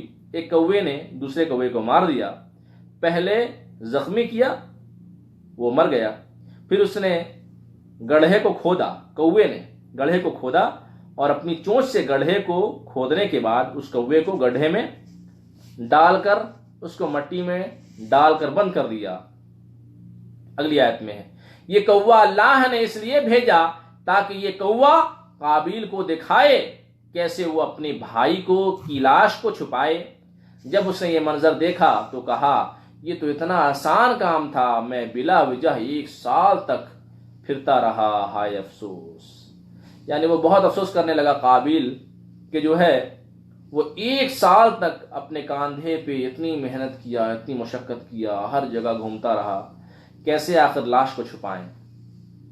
پھر اگلی آیت میں، ہائے افسوس، میں اس کوے سے بھی عاجز اور نادان ہوں کہ اپنے بھائی کی لاش کیسے چھپاؤں، مجھے معلوم ہی نہ تھا۔ بس وہ شرمندہ ہو گیا۔ پھر قابیل کے پاس شیطان آیا، پھر شیطان نے کہا، دیکھو حضرت حابیل کی قربانی کو آگ نے اس لیے اٹھا لیا تھا کہ حضرت حابیل آگ کو پوجا کیا کرتے تھے، نعوذ باللہ۔ تو پھر قابیل اللہ کی پوجا میں مبتلا ہو گیا، اور اس طرح یہ ایمان سے محروم ہو گیا۔ اگلی آیت میں، اسی وجہ سے ہم نے بنی اسرائیل پر فرض کیا کہ جو کوئی کسی جان کو ناجائز قتل کرے، ایک ایسے شخص کو قتل کرے جس نے زمین میں فساد بھی نہیں کیا، بس گویا کہ اس نے ساری انسانیت کو قتل کیا، اور جس نے کسی جان کو زندہ کر دیا یعنی بچا لیا تو گویا کہ اس نے تمام انسانیت کو زندہ کر دیا۔ اور اگلی آیت میں، اور بے شک ان کے پاس ہمارے رسول روشن نشانیاں لے کر آئے، پھر بہت سارے لوگ زمین میں ظلم کرنے والے ہیں۔ اور اگلی آیت میں ہے، وہ لوگ جو اللہ و رسول سے جنگ کرتے ہیں، بغاوت کرتے ہیں، اور زمین میں فساد کرتے ہوئے پھرتے ہیں، ڈاکہ زنی کرتے ہیں، انہیں قتل کیا جائے یا انہیں پھانسی دی جائے یا ان کے ہاتھ اور ان کے پاؤں مخالف سمتوں میں کاٹ دیے جائیں یا ان کے زمین سے اور یا انہیں زمین سے دور بھگا دیا جائے، ملک بدر کر دیا جائے، یہ دنیا میں ان کے لیے رسوائی ہے اور آخرت میں ان کے لیے بڑا عذاب ہے۔ مگر وہ لوگ کہ جو گرفتار ہونے سے پہلے توبہ کر لیں اور نیک بن جائیں اور حقوق العباد کی معافی تلافی کریں تو پھر ان کے لیے یہ سزائیں نہیں ہوں گی۔ اگلی آیت میں بس خوب جان لو بے شک اللہ بخشنے والا مہربان ہے، اور اے ایمان والوں اللہ سے ڈرو اور اللہ کی طرف پہنچنے کے لیے وسیلہ تلاش کرو، اللہ کے پاس پہنچنے کے لیے ذریعہ تلاش کرو اور اللہ کی راہ میں جہاد کرو تاکہ تم فلاح پا جاؤ۔ اور اگلی آیت میں بے شک وہ لوگ جنہوں نے کفر کیا اگر ان کے پاس ساری دنیا کی دولت ہو اور جتنی دولت دنیا کی دولت ہے اتنی اور دولت بھی ہو اور قیامت کے دن بالفرض یہ دولت ہو، وہ عذاب سے بچنے کے لیے یہ دولت دے دیں، فدیہ کر دیں، تو کل بروز قیامت ان سے یہ فدیہ قبول نہ کیا جائے گا۔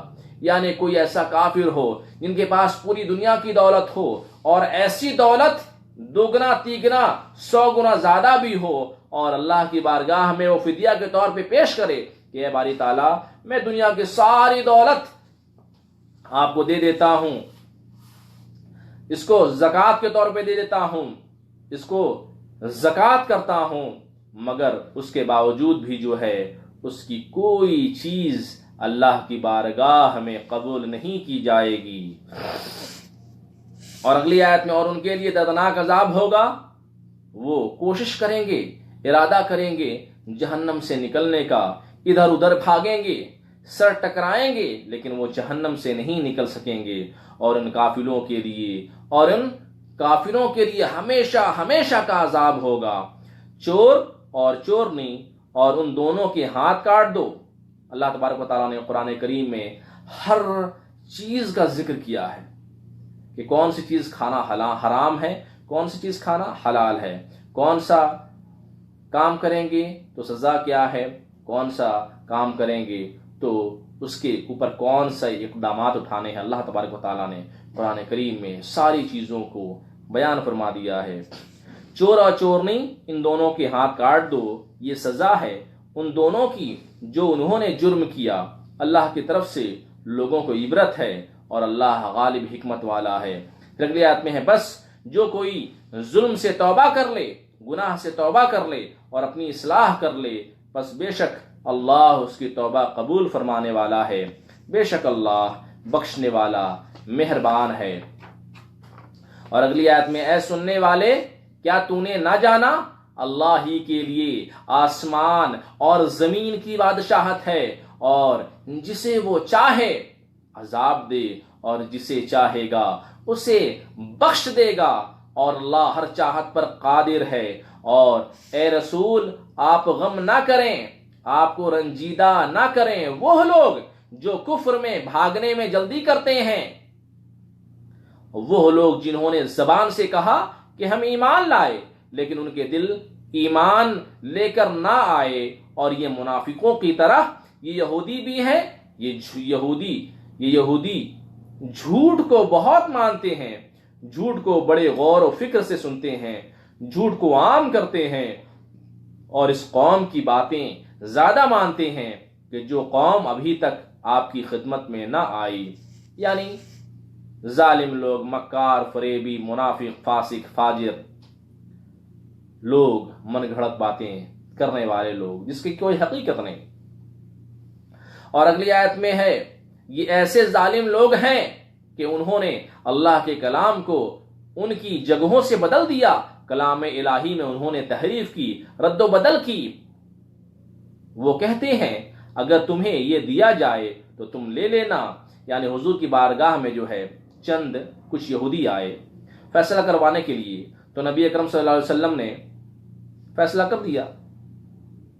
جب وہ وہاں سے چلے تھے تو بھیجنے والوں نے یہ نہیں سکھا کر بھیجا تھا کہ اگر حضور یہ فیصلہ کریں تو قبول کرنا اور یہ فیصلہ کریں تو قبول نہ کرنا۔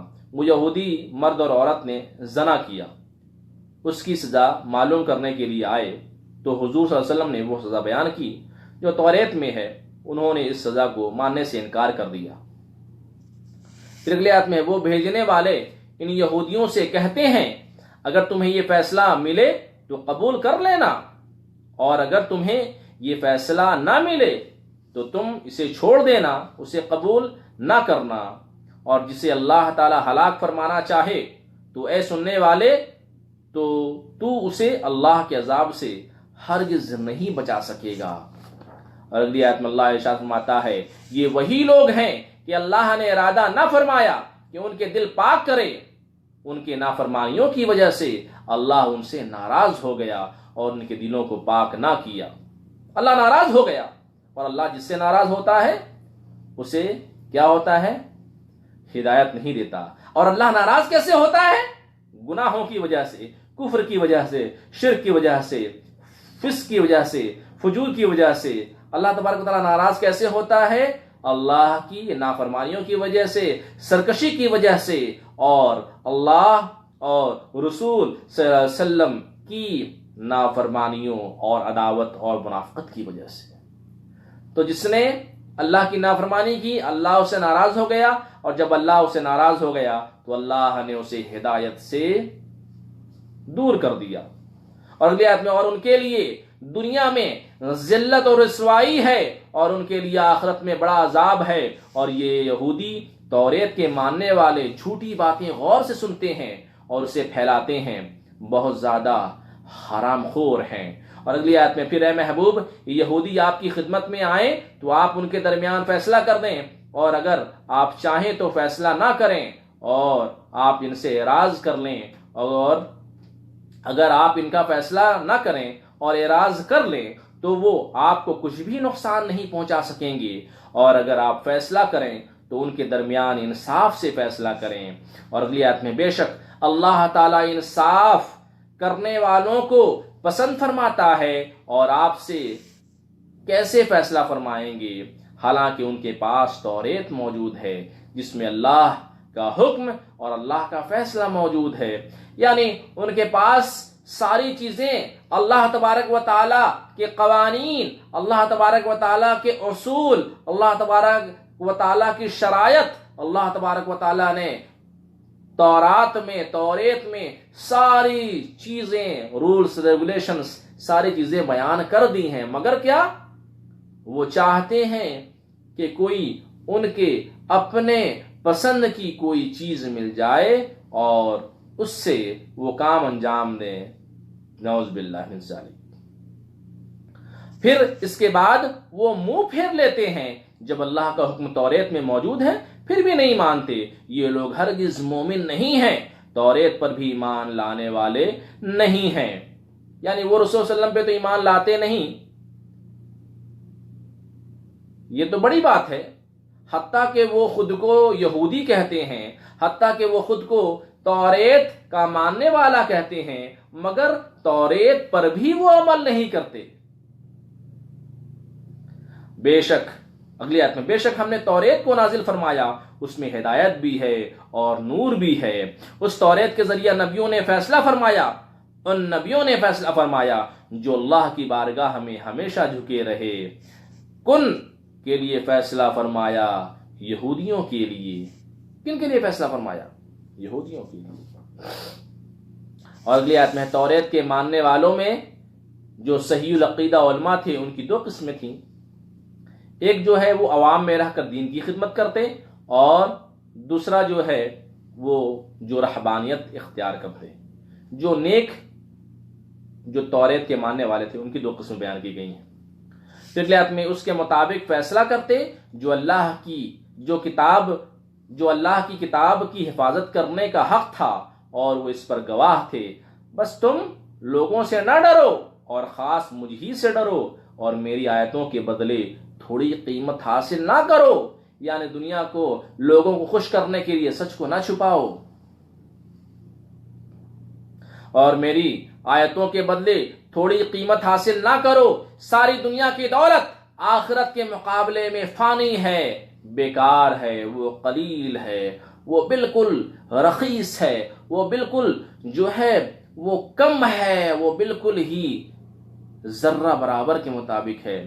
جو اللہ نے نازل کیا اور اس کے مطابق جو فیصلہ نہ کرے، یعنی اللہ کے حکم کو جو نہ مانے، اللہ کے حکم، اللہ کے قوانین کو جو تسلیم نہ کرے، بس یہی لوگ کافر ہیں۔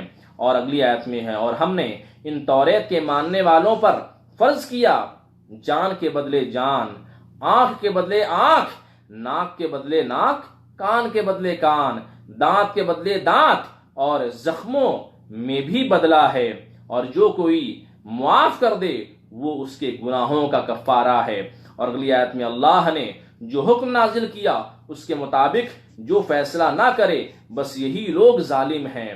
اور اگلی آیت میں، اور انہی رسولوں کے پیچھے پے در پہ ہم نے رسول بھیجے، ان کے پیچھے ہم نے عیسیٰ ابن مریم کو بھیجا، توریت کی وہ باتوں کی تصدیق کرنے والے تھے۔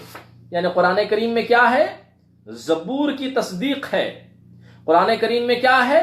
انجیل کی تصدیق ہے۔ قرآن کریم میں کیا ہے؟ تورات، زبور اور انجیل کی تصدیق ہے، اور تینوں کتابوں کی تصدیق جو ہے وہ قرآن کریم میں موجود ہے۔ اور ہم نے انہیں انجیل عطا فرمائی، کنہیں؟ عیسیٰ علیہ السلام کو، عیسائیوں کو۔ کون سی کتاب؟ ہم نے انہیں انجیل عطا فرمائی، اس میں ہدایت بھی تھا، نور بھی تھا، اور یہ انجیل توریت کی تصدیق کرنے والی ہے۔ انجیل میں بھی کیا ہے؟ توریت کی تصدیق ہے، اور ہدایت ہے، اور پرہیزگاروں کے لیے نصیحت ہے۔ اہل انجیل کو چاہیے تھا کہ وہ اللہ کے نازل کردہ پر عمل کرتے اور اس کے مطابق فیصلہ کرتے، اور اللہ کے نازل کردہ حکم کے مطابق جو فیصلہ نہ کرے، بس یہی لوگ نافرمان ہیں۔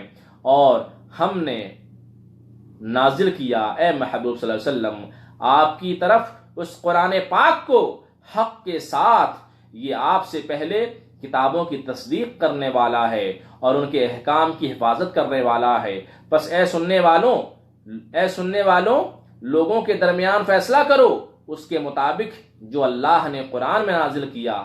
حق آ جانے کے بعد ہرگز ان لوگوں کی خواہشات پر مت چلنا، یعنی تمہیں فیصلہ کرنا ہے اللہ اور اس کے حکم کے مطابق فیصلہ کرنا ہے، ایسا نہ کہ جو ہے رشوت کے چکر میں اور جو ہے گھوس خوری کے چکر میں، مال کے چکر میں، دنیاوی آرائش و آشائش کے چکر میں جو ہے اپنا دین برباد نہ کرنا، اللہ کو ناراض نہیں کرنا۔ اور اگلی آیت میں ہے، ہر ایک کے لیے ہم نے شریعت اور راستے متعین فرمائے، ہدایت اور گمراہی، رائٹ ڈائریکشن اور left direction. From the right direction you will get your destination. From the second direction, the left direction is going towards bad ways. اللہ نے کیا فرمایا؟ تم سیدھے راستے پر چلنا اور اپنے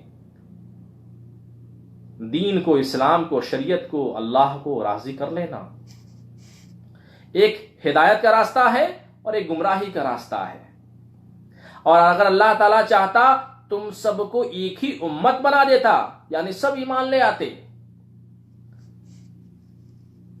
اگر اللہ مجبور بنا دیتا تو جس طرح فرشتے، جس طرح اور مخلوق اللہ کی نافرمانی نہیں کر سکتے، انسان اور جن کی بھی ضرورت نہ ہوتی کہ وہ اللہ کی نافرمانی کر سکے، لیکن وہ اس کی مشیت ہے کہ عقل بھی دی، شعور بھی دیا، حق باطل دونوں راستے سامنے رکھا۔ جو حق پر چلا اپنا بھلا کر کیا، اور جو باطل پر چلتا ہے وہ خود جہنم میں جانے کی راہ اختیار کرتا ہے۔ پھر اگلی آیت میں ہے، بس اللہ نے تمہیں جو عطا کیا ان چیزوں میں سے اللہ نے تمہاری آزمائش فرمائی۔ اللہ نے تمہیں دولت دیا تو بھی اس میں آزما رہا ہے، اللہ تمہیں غربت دیا تمہیں آزما رہا ہے، اللہ تمہیں صحت دیا اللہ تمہیں آزما رہا ہے، اللہ تمہیں خوبصورتی دیا اللہ تمہیں آزما رہا ہے، اللہ تمہیں بڑا مقام دیا اللہ تمہیں آزما رہا ہے، اللہ تبارک و تعالیٰ نے دنیاوی شان و شوقت دی اللہ تبارک و تعالیٰ تمہیں آزما رہا ہے۔ تو اللہ تبارک و تعالی ہمیں آزما رہا ہے۔ تو اس طرح سے اللہ تبارک و تعالی ہمیں آزماتا ہے۔ اور اگلی آیت میں ہے نیکیوں میں جلدی کرو، تم سبقت لے جاؤ اللہ کی بارگاہ میں، تم سب کو اللہ کی بارگاہ میں حاضر ہونا ہے، بس وہ تمہیں خبر کر دے گا ان تمام معاملات میں جس میں تم آپس میں اختلاف کیا کرتے تھے، اور فیصلہ کرو ان کے درمیان اس کلام کے مطابق جو اللہ نے نازل کیا۔ یعنی اپنی طرف سے کچھ نازل نہیں کرنا، جو اللہ تبارک و تعالیٰ نے جو دین کا، جو شریعت کا، جو اسلام کا، جو شرعی جو قوانین اللہ تبارک و تعالیٰ نے بنائے ہیں اسی کے مطابق ہمیں عمل کرنا ہے، اور اسی کے مطابق جو ہے ہمیں دین کی دعوت دینی ہے۔ اور ان لوگوں سے بچ کر رہو، ان کی باتوں میں نہ آؤ، کہیں وہ تمہیں لغزش نہ کروا دیں، تم سے غلطی نہ کروا دیں جو تمہاری طرف اللہ نے نازل کیا، کہیں اس کلام سے یہ لوگ تمہیں ہٹا نہ دیں۔ اور اے لوگوں، اگر وہ منہ پھیر لیں، اللہ نے ان کے بعض گناہوں پر انہیں سزا دینے کا ارادہ فرمایا ہے۔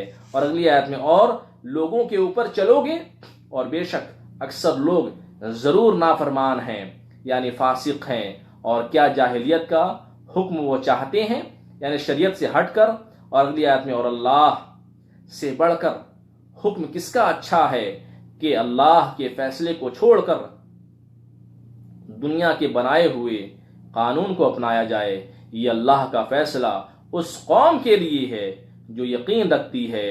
اور اے ایمان والوں، تم یہودی اور عیسائیوں کو دوست نہ بناؤ، یہ آپس میں ایک دوسرے کے دوست ہیں، اور جو کوئی تم میں سے ان یہودیوں اور عیسائیوں سے دوستی کرے پس بے شک وہ بھی انہی سے تعلق رکھتا ہے۔ اور اگلی آیت میں ہے بے شک اللہ تعالی ظالم قوم کو ہدایت نہیں دے گا، بس تم ان لوگوں کو دیکھو گے جن کے دلوں میں بیماری ہے، یعنی ایمان جن کا کمزور ہے، وہ منافق ہیں اور یہودی عیسائیوں سے دوستی کرنے کی کوشش کرتے ہیں۔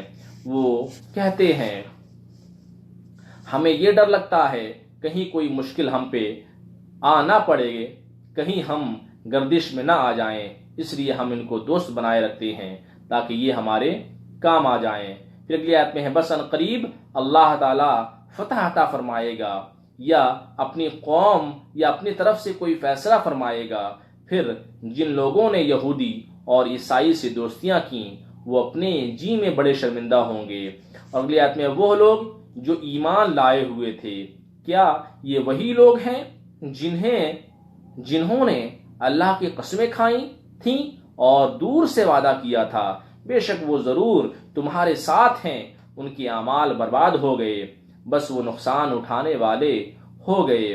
پھر اگلی آیت میں اے ایمان والوں، تم میں سے جو کوئی بھی اپنے دین اسلام سے پھر جائے گا تو ان قریب اللہ تعالی ایسی قوم لے آئے گا، اللہ اس قوم سے محبت فرماتا ہوگا اور وہ قوم اللہ سے محبت کرتی ہوگی۔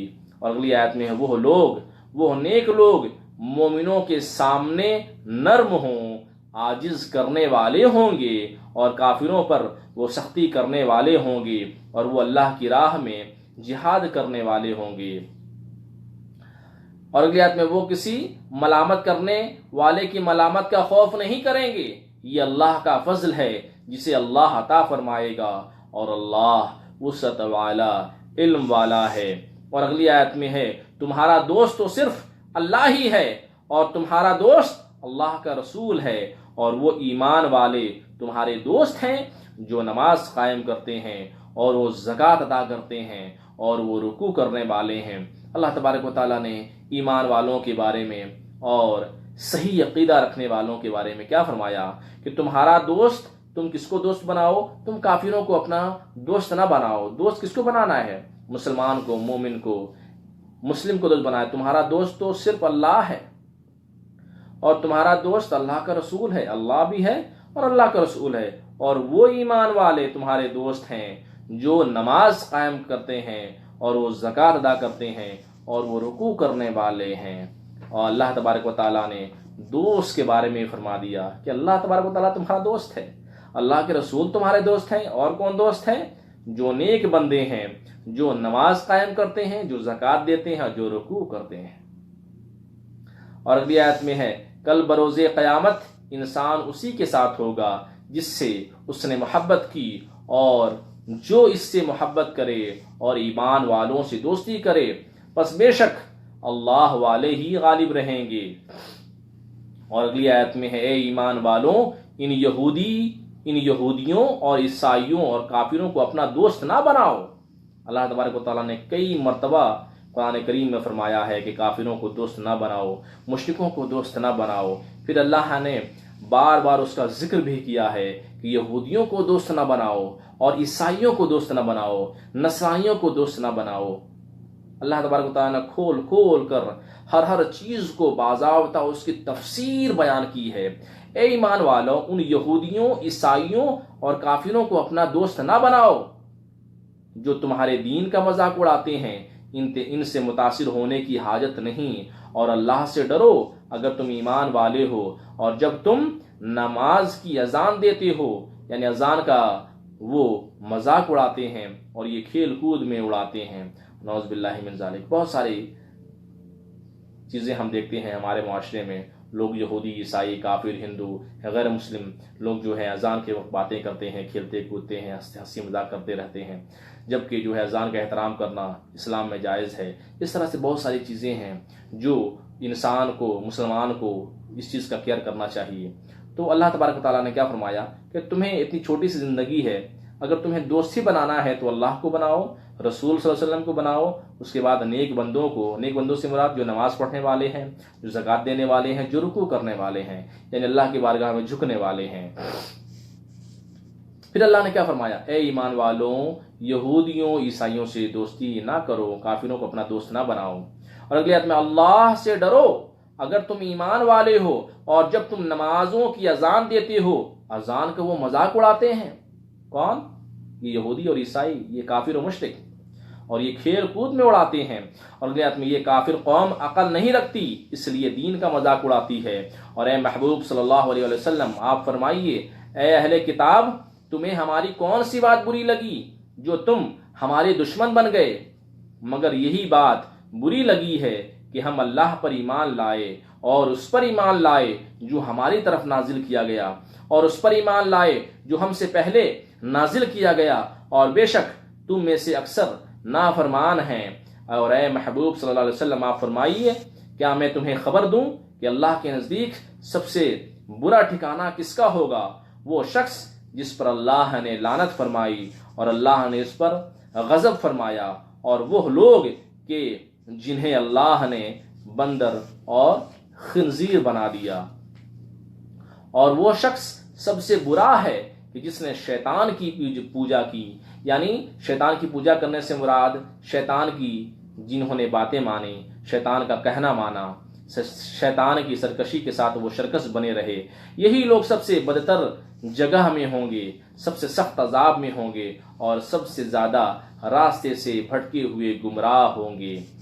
اور اے یہ مسلمانوں، جب یہ یہودی تمہارے پاس آتے ہیں تو وہ کہتے ہیں ہم ایمان لائے، وہ کفر کے ساتھ ہی تمہارے پاس آئے، یعنی وہ تو منافق تھے، وہ تو کافر تھے، وہ تو بس اپنے فائدے کے لیے آتے تھے، اور تمہارے پاس سے نکلے تو کفر کے ساتھ ہی نکلے، یہ تمہیں دھوکہ دینے کے لیے ایسی بات کہتے ہیں، یعنی یہ دل سے مومن نہیں ہے۔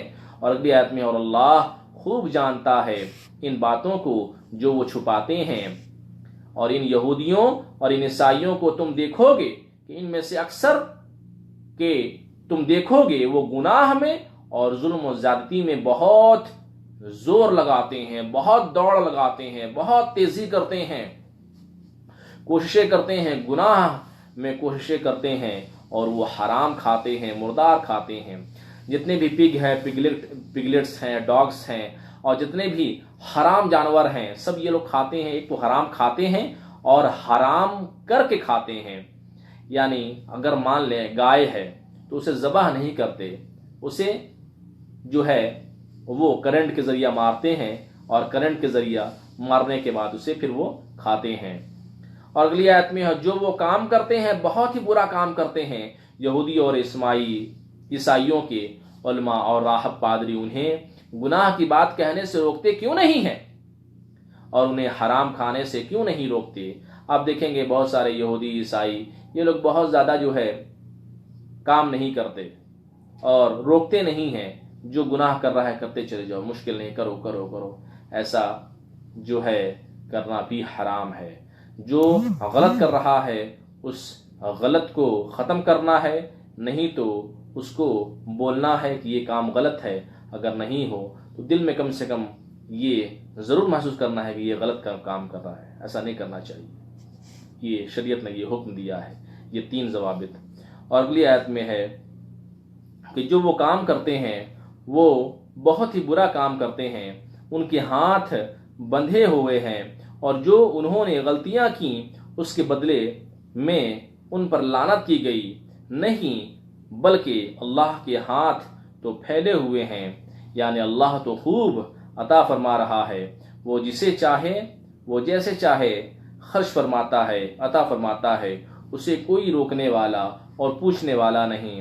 اور اگلی آیت میں ہے قرآن سن کر یہودی مشرکوں کے کفر میں اضافہ ہوتا ہے، اور ان کے درمیان قیامت تک ہم نے دشمنی اور بغض کو رکھ دیا، جب کبھی وہ جنگ کی آگ کو بھڑکاتے ہیں اور مسلمانوں میں لڑانے کی کوشش کرتے ہیں، اللہ تعالیٰ اس آگ کو بجھا دیتا ہے، یعنی اللہ تبارک و تعالیٰ کا کرم ہوتا ہے اور مسلمانوں کو فتح نصیب ہوتی ہے۔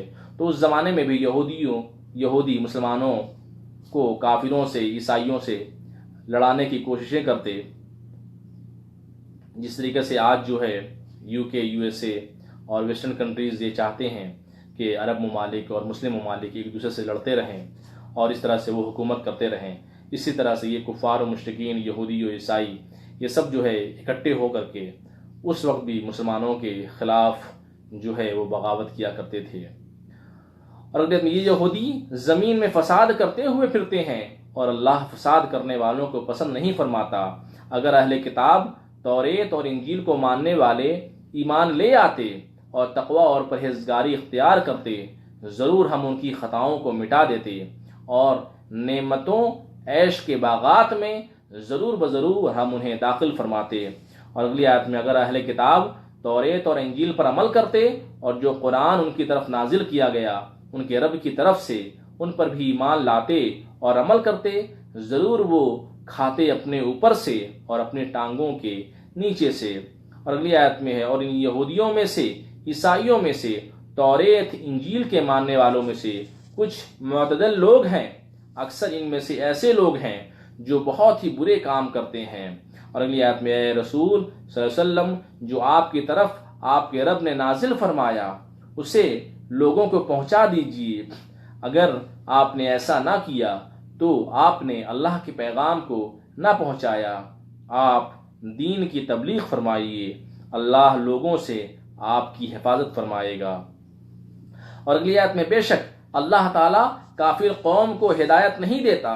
اے محبوب صلی اللہ علیہ وسلم آپ فرمائیے، اے اہل کتاب، اے یہودیوں، اے عیسائیوں، تم کسی دین پر نہیں ہو، تمہارا دین کوئی حیثیت نہیں رکھتا، یہ تمہارے من گھڑت دین ہیں، یہودیت، عیسائیت، تم اس وقت تک کسی دین پر نہیں ہو یہاں تک کہ تم توریت اور انجیل پر عمل کرو۔ یعنی توریت اور انجیل، یہ جو بھی تمہارے پاس جو کتابیں ہیں ان پہ تم نے تحریف کر دیا اور تم اس پہ عمل نہیں کرتے ہو اور اس کے خلاف کام کرتے ہو، اور جو تمہارے رب کی طرف سے نازل کیا گیا اس پر تم عمل نہ کرو، اس پر ایمان نہ لاؤ، اس پر ایمان نہ لاؤ، اس وقت تک تم حق پر نہیں ہو۔ یعنی تمہارے پاس توریت آ گئی، تمہارے پاس انجیل آ گئی، تو تمہارا کام یہ ہے کہ توریت میں جو چیزیں لکھی ہوئی ہیں اس پہ عمل کرو۔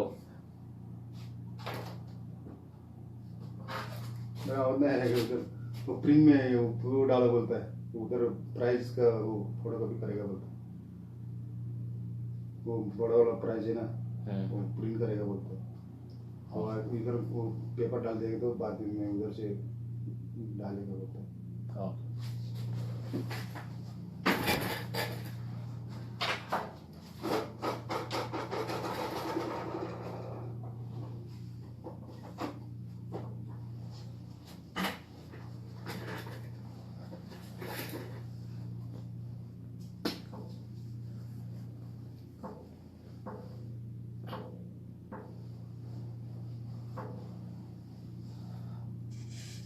اعوذ باللہ من الشیطان الرجیم، بسم اللہ الرحمن الرحیم۔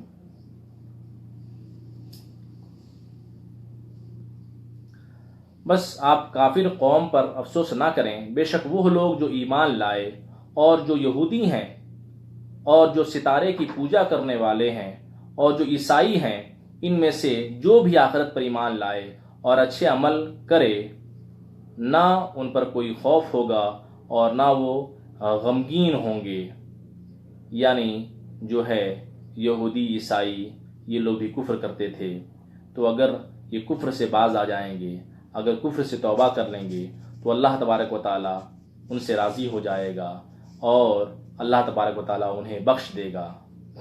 اللہ تبارک و تعالیٰ سے ہم اللہ تبارک و تعالیٰ کی بارگاہ میں ہم یہی دعا کرتے ہیں کہ اے باری تعالیٰ ہمارے ظاہر کو، ہمارے باطن کو، اور اللہ تبارک و تعالیٰ ہمیں سیدھی راہ اختیار کرنے کی توفیق عطا فرما اور ہمیں دین اسلام پر، رسول اللہ صلی اللہ علیہ وسلم کی شریعت پر اور اسلام کو صحیح طریقے سے صراط مستقیم پر ہم چلیں اور ہمارا مستقبل خوشگوار ہو، روشن ہو، اور اللہ تبارک و تعالی ہمیں جو ہے وہ جنت میں اعلیٰ مقام کا تحفہ عطا فرمائے۔